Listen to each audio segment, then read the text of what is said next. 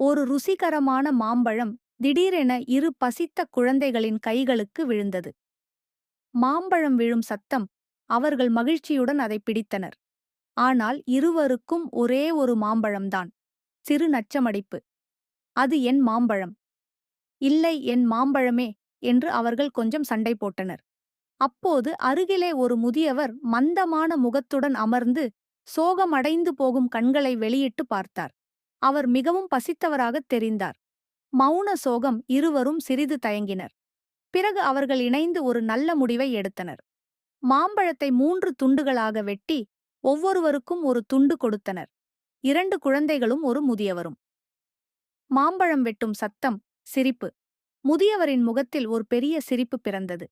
குழந்தைகளும் உள்ளே இருந்து ஒரு வெற்றிகரமான மகிழ்ச்சியை உணர்ந்தனர். மரபு ஒரு பெரியதல்ல. பகிர்வு ஒரு பெரிய இரக்கம்.